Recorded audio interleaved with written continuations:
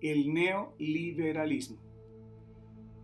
Así como vimos que era la globalización, que es un fenómeno y un efecto del neoliberalismo, que es la doctrina y el corazón de la cuestión económica en el siglo XX y XXI, el neoliberalismo, como proyecto del capitalismo, surge desde mediados de la década de 1940, como respuesta a la implementación del estado de bienestar en Europa Occidental. Se tiene en cuenta que este tipo de estado se configuró a partir de una particular relación entre capital y trabajo, caracterizada por un acuerdo tácito de tinte socialdemócrata mediante el cual los trabajadores renunciaban a adelantar luchas políticas anticapitalistas y los capitalistas se comprometían a concederles reivindicaciones sociales y económicas. Era lógico que los liberales desde un principio plantearan una lucha abierta contra este acuerdo y contra los trabajadores y sindicatos. Sin embargo, debido a la onda expansiva del capitalismo mundial que se prolongó hasta 1973, durante mucho tiempo, el discurso neoliberal no tuvo acogida entre las diversas fracciones de la burguesía internacional y la academia. Solo hasta cuando estalló de nuevo la crisis económica del capitalismo, el planteamiento crítico de los neoliberales al estado de bienestar y a la alianza entre capital y trabajo que lo sostenía empezó a ser considerado por distintos sectores del capitalismo como la solución a la crisis de acumulación que se desencadenó a comienzos de la década de 1970. Como vemos entonces, el neoliberalismo es un proyecto del capitalismo para poder lograr instaurarse a nivel global y globalizarse. Es decir, la globalización es consecuencia de la doctrina neoliberal.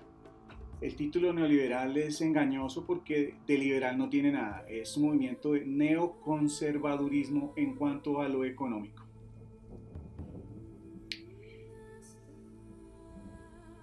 Ellos afirman que el capitalismo entró en crisis por ceder económicamente ante los derechos adquiridos de los trabajadores sindicalizados, que desangraron las ganancias de los capitalistas, banqueros e industriales a nivel internacional. También dicen que ellos proponen entonces el desmonte del estado de bienestar que redistribuye la riqueza por medio de impuestos, control fiscal, subsidios, seguros contra el desempleo, etc. Como consecuencias de esto, el Estado se reduce a un Estado pequeño, despidiendo muchos funcionarios, haciéndolo más eficiente en lo económico, y es más pequeño y más policivo. Y por ser pequeño y no tener poder político, pierde el control fiscal que tenía sobre el capital privado extranjero y nacional. Este neoliberalismo también produce una reducción de la inversión social en educación, salud y vivienda. Hay una privatización de las empresas más rentables del Estado, se pierde control sobre los recursos naturales. Ese Estado pequeño y policivo ahora pierde también el control, no solamente fiscal de los capitales, sino sobre los recursos naturales de su propio territorio. Ahora, como consecuencia, los impuestos que no pagan los más ricos ni los capitales extranjeros, privados y nacionales, los pagan los pobres. ¿Por medio de qué? Pues de impuestos como la canasta familiar, el IVA, productos de primera necesidad son gravados con impuestos, hay altos precios de la gasolina, así el país produzca petróleo, hay un aumento y un costo grandísimo en los peajes, el impuesto predial, el impuesto automotor y etc. A nivel internacional, el neoliberalismo exige un endeudamiento de los países más pobres con el Banco Mundial. Estos tienen que realizar los planes de ajuste estructural, o PAES, impuestos por el Fondo Monetario Internacional, bajo amenaza de ser saboteados y aislados económicamente. Es decir, el Banco Mundial idea la deuda y el Fondo Monetario Internacional es el policía internacional que obliga a que se cumpla esa deuda y ese plan de ajuste estructural. Esos planes de ajuste estructural son los que causan la reducción de la inversión social en educación, salud y vivienda, porque estos planes son específicos en estos temas. Entonces estos planes exigen a cada país que haya una reducción en la inversión social, en la educación, en la salud, en la vivienda, una reducción de los funcionarios del Estado, una reducción en la inversión y la privatización de empresas y de recursos naturales. Es así que a nivel global, con la globalización de esta doctrina neoliberal, se perpetúa la pobreza, la guerra, el narcotráfico, la injusticia social y una sociedad súper vigilada, como el caso de China, con más de 200 millones de cámaras vigilando en 34 ciudades principales de este país. Y esto es una prueba que empezó en el año pasado, en el 2019. Más o menos para el 2020, a finales, China va a aumentar la cantidad de ciudades que van a entrar en este régimen de vigilancia.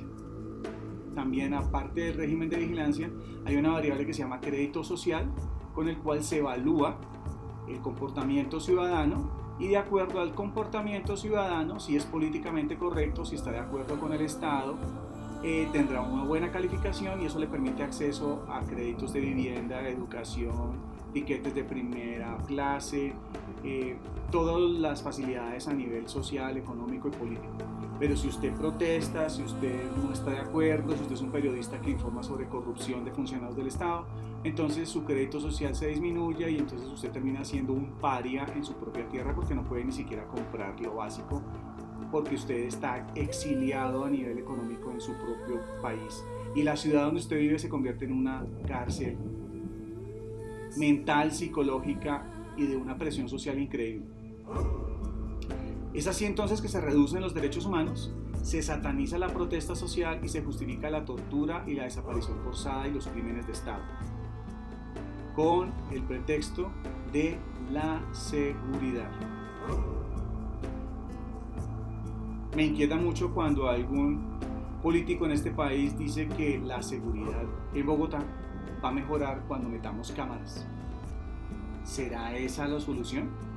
¿No será mejor que si hay inversión social y se solucionan todos los problemas económicos de un país, nos evitamos vigilar más las ciudades? ¿No será más bien que esa cámara es para identificar a los líderes de las protestas y poder desaparecerlos cuando sea necesario? Creo que vivimos en una sociedad del miedo y esta sociedad súper vigilada será la realización del sueño neoliberal. Muchas gracias, hasta un nuevo video.